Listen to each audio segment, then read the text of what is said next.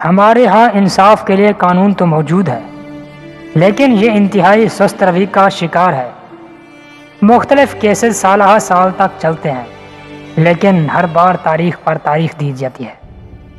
امیر طبقہ پیسے کی بنا پر وکیل اور جج کو خرید کر فیصلہ اپنے حق میں کروا لیتا ہے، اور نچلے طبقے کو پیسہ یا رشوت نہ دینے کی بنا پر انصاف نہیں ملتا۔ ہمارے انصاف کا تقاضا یہ ہے کہ ہم لوگ ہر بار ایک بے گناہ انسان کو سالوں سال جیل کی سلاخوں کے پیچھے بند کر دیتے ہیں، اس لیے کہ اس کے پیچھے کسی مضبوط شخصیت یا پارٹی کی سفارش نہیں ہوتی۔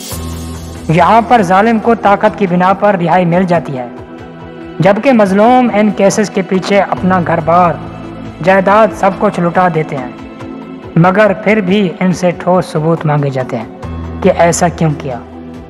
ہمیں قانون کی مثال تو دنیا کے ہر قانون کی کتابوں میں ملتی ہے، لیکن انصاف کم ہی ملتا ہے۔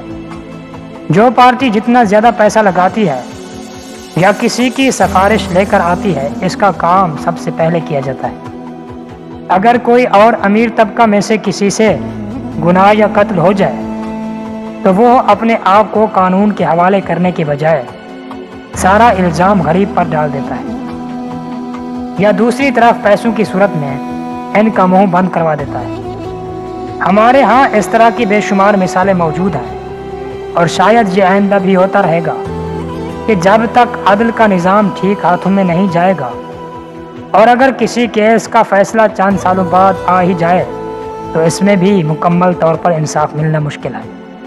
اگر ہم دوسروں کو قانون کے سبق سے نوازتے ہیں تو اس کی پہلی شرط یہ لاگو ہونی چاہیے کہ ہم خود بھی اس پر عمل درآمد ہوں۔ دوستو، یہ چیز بہت کم ہے، تو ہم اللہ تعالیٰ کی بارگاہ میں بھی یہی دعا اور التجا کرتے ہیں کہ یا اللہ ہمیں زندگی میں انصاف کرنے کی توفیق عطا فرما۔